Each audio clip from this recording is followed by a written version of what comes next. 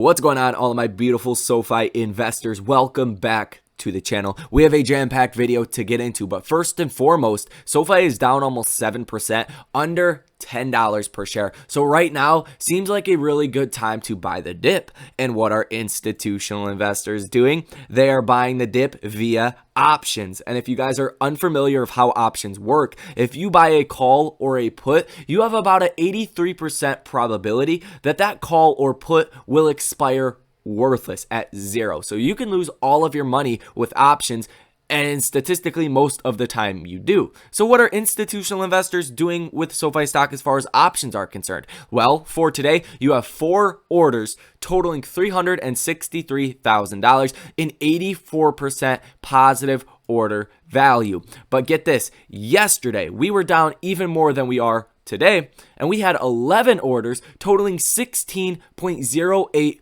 million with a positive order value of 62%. Over the past week, 57% positive order value, 117 orders totaling $93.26 million. So what are institutional investors doing? They are buying the crap, buying the shit out of SoFi. No other way to put that. Apologize for the profanity if you guys have kids around there, but there's no other better way to say it. They're buying the shit out of SoFi. And I want to go over why SoFi is actually falling, how corrupt Wall Street actually is, because SoFi did receive a downgrade after this past earnings. And I want to go over exactly what is going on as far as that is concerned and much more. Literally everything you guys need to know will be provided to you here in this video. So if you guys want to stay up to date with these videos, subscribe to the channel and hit that notification bell, as well as like the video so I know you guys like these kind of videos. And a matter of fact, by doing all of that, you will stay up to date with these videos and you stand a chance to make more money than the next guy that sees these videos way later, after the information sometimes is irrelevant. So time is opportunity, and your opportunity and your time is very important to me. So let's get into this video. As well as that, on that note, if you guys want to get some free money, Webull depositing $100 will give you 10 free stocks. Worst case scenario, you get some free money, some free stocks, you sell those stocks and buy yourself some SoFi at the bottom. I don't think you can go wrong by doing that, but nevertheless, check that out if you guys have not already. So SoFi, like I said, down about 6.4%, seeing a little bit of a bounce right now, right on that $10 level. So I'm actually going to end this video when I'm done and go buy myself some more SoFi, because how do you lose at $10 per share? I think it's very, very unlikely to lose in the long term with SoFi. And SoFi just had earnings and they crushed it. SoFi stock was up 18% right after earnings came out. What happened the next day? We closed 3% positive. We almost went negative. So what has been going on? What has been going on? This is the honest truth. You've seen a lot of shorting taking place on SoFi stock. You can see that we have return shares for the day of 8.35 million shares, right? This is delayed by 2 days. So this would have been roughly the day after earnings. But what happened the day of earnings? You seen borrowed shares of about 18 million. Go back and go look at the number that I put out. Earnings was on March 1st. So go look at that number. I believe it's around 13 to 18 million, a ton of stock. So what they did is they killed the demand and killed the potential FOMO that was going to go into the stock by shorting a ton of shares. That was like 20% of the volume was sold short on that day. They killed the stock. Now, what do? They are trying to cover at the bottom after they killed the momentum. So that's what's going on, but we're still sitting at 18% short interest of free float. That is a very high amount, but what is also very bullish is the cost to borrow max is at 8.27%. Now, what is the utilization at? That is at 100%. So if you guys are not subscribed to this channel, you might be confused why I'm saying that is very good. But essentially, the utilization when it is at 100% means that no institutions, no hedge funds that own SoFi are willing to lend out their stock for this interest rate. So inevitably or inherently, that means that they are expecting a bigger move than this cost to borrow. So 8.27%. So they're expecting a bigger move than that. So they're not going to lend out the stock for that 8%. So that is very bullish in my opinion. The higher this goes, this cost to borrow, and the longer the utilization stays at 100%, that is just telling me how bullish institutions are on SoFi when it comes down to it. The days to cover is sitting at 3.10. So eventually when we see money flow into the sector of the markets that has been beaten down, like your SoFis, your Squares, your PayPals, your DraftKings, your firms, all of these great companies, once that money flows back in, you're going to see a huge short squeeze, in my personal opinion. But good thing for SoFi, you're not bagging on a short squeeze. This is not a business that is essentially failing, that you need to see a short squeeze or you're going to lose money. That's not the case. A possible short squeeze here is, one, very much possible, and two, it's a good thing either way. You're going to drive up the share price, and I don't think anybody would really argue with that. So that's the scoop as far as why SoFi actually has been selling off. As far as this, take a look at this. This is Yahoo Finance, right? After the stellar earnings we just got, B of A Securities, buy to neutral. They downgraded the stock. I think this would have happened either way. Either way, they would have downgraded the stock because what? They probably had a short position on SoFi. That's how corrupt Wall Street is. And B of A is known for switching up very fast. They'll put a downgrade on the stock and have a short position. And then once they make money on that, they'll go ahead and upgrade the stock again with their long position on the stock. So they are known for being a very shady firm, and especially with their downgrades, upgrades, and all of that is concerned. So I think that is good for us as long-term investors to be able to buy the stock at a cheaper price. So very excited about that. Let's go ahead and see what the max pain is for next week. And if you guys are unfamiliar what the max pain is, it's basically where the hedge funds want to keep the stock to inflict the most pain on the option holders. And you tend to see the price of said stock be usually around the max pain by the expiration date. So max pain for next week is going to be $11 per share. So that's roughly where we should be by next week. Anything is possible. That would be about a 10% move to the upside, since we are at about $10. Holy shit, the cat just scared shit out of me. Woo! Oh, man. But yeah, $11 per share, nevertheless. Now, as far as, holy shit, as far as the interest rates, as far as what investors expect, 7% of investors, this cat, little asshole, he's mean too.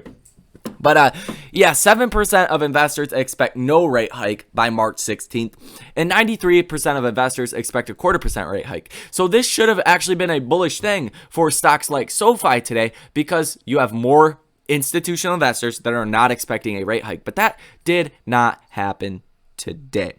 Why are we seeing fear in the markets? It's really because the Russia-Ukraine baby mama drama that is going on. I can't even really call it baby mama drama anymore because it's a full-on war, so definitely probably not appropriate to say that anymore. But nevertheless, there was that nuclear plant that was on fire. There was a lot of fears about this being a whole Europe event, and then maybe NATO having to step in because it could turn into a very bad situation. A lot of those kind of fears, and that is definitely causing a lot of fear in the markets. As well as that, you are getting breaking news now that White House may delay student loan payments yet again as it weighs debt forgiveness. That's not a good thing for SoFi stock. I'm just gonna leave my 2 cents out of it because I have nothing nice to say as far as that is concerned. But definitely not a good thing right there. I wouldn't be surprised if SoFi is actually taking a candle down on that move. Not really seeing a big impact on that. We'll just wait and see what exactly happens with that. After all, SoFi is down in the dirt. But back to the interest rate scenario that I was talking about. The Fed FOMC meeting is 1 week, 4 days, 22 hours, and 28 minutes away. I love how precise they are with that. So you're not really seeing too many expectations for rate hikes for March. For May, you're seeing about a 93% probability of a 0.5% rate hike. And then once you start to get to around September, that's where you see the opinions vary a lot. And you're seeing expectations of rates in between 1 and 1.25% at about 47.8%. The higher this number gets, this 33.5% expectation of rates between 1.25 and 1.5%, the more the markets are going to be fearful. If you start to see this number, this 17.6% probability go up, and that is for rates to be at 0.75 to 1%, that's going to mean the markets are going to become even more bullish, especially towards stocks like Sofi. So that's something I will be paying really close attention to, the longer end of the curve instead of the shorter end of the curve, which would be your March, May, and June. As far as that, we did get some news today as well about oil. We are actually in America going through different plans and scenarios for actually banning Russian oil exports, and that could mean a big trade for oil. I actually did go ahead and buy some BP $35 calls for April 14th. I bought 15 of them, average cost of $18. I did spend a decent amount because if we do see that move, everything is going to rocket as far as oil is concerned, up about 9% currently. So this is why you guys want to stay up to date with these videos. This could be a really good trade, but it is not financial advice. My portfolio, this is like 1% of my portfolio. So it's not a large amount of my portfolio, and play that accordingly if you do plan to trade that. Already made a lot of, really good trades based off of oil. As far as recently, this one's up 272% on Duke Oil, and I already made these free, right? So, play them accordingly, but I think there could be a really good trade here in the next couple of days on oil, especially over the weekend. If we do get some kind of announcement, that's when you're going to see that last big move in oil, in my personal opinion. So that's really what you guys need to know as far as Sofi is concerned, what's going on with the stock currently. We are taking a move up right now, which is very surprising off of that move. And now we're at $10.01, only down 6.36%. And watch that $10 level as support. I don't think you're going to go under that substantially unless we get some kind of drastic new escalation in violence or getting America involved, militarily, which I don't even think is a question. Russia, quite honestly, they don't want those problems. So I don't think that's going to happen. But nevertheless, if more fears come out about that, you will see the markets react very negatively to it. The 20-day simple moving average is at $11.53 per share. That is our main resistance level, and that is the level we just cannot break out above since really, November, honestly. We haven't been able to break out over the 20-day simple moving average in a substantial way. A couple days here and there, but we instantly come back down, or you just flat out get rejected off of these levels multiple times, more times than I can even sit here and count for you guys. So that's going to be the main level. And if we don't break out above the 20-day moving average, we will see this line, right? It's trended down. So we're going to see this 20-day simple moving average continue to trend down and compress against our $10 support level. And I think the fundamentals, the good earnings of Sofi really hold us support at $10 per share pretty much no matter what. If you were capitulating and you already were going to sell out of your riskier, non-profitable stocks, I think you would have done that already. So I don't think you have very many sellers left in Sofi. So as this does continue to come down and really starts to compress, that's when you could see a big move past, and that's where you could see some explosive price action. The next level would be $14 per share. That's a key level to watch, as well as 13, as that is really the level we got rejected off of as far as earnings. And you can kind of see the significance of that. If I go ahead and draw a horizontal line right here, you can see that's kind of where we got a lot of resistance as well in the past. But 20-day simple moving average as well as $14 per share, those are the key levels. The MACD is pretty neutral right now. It was bullish, but now it's starting to go a little bit bearish, as well as the RSI is severely oversold right now at 38, and neutral is about 50. So we are substantially oversold right now, so keep that in mind. Does look like we should be due for a quite good rally here. So that is pretty much all. My position really hasn't changed. Still 425 shares in this portfolio. As far as my other portfolios, a couple hundred shares over there as well. Nothing too crazy. That's going to be all for this video. Thank you guys for watching. Get yourself some free stock. All of this charting was done on Webull. You can go ahead, do your trading, do your scans, do everything you need to do. Scan for the biggest, changes. You get the news. You get everything. So check that out. These are some of my free stocks as well that I have gotten. ADT, Lucid, Snapchat, Starbucks. Check that out. These are all free stocks that I've gotten over the time for inviting people in my family. I mean, you get 10 free shares. So definitely check that out. But enough ranting on that. Thank you guys for watching, and I will see you in the next one.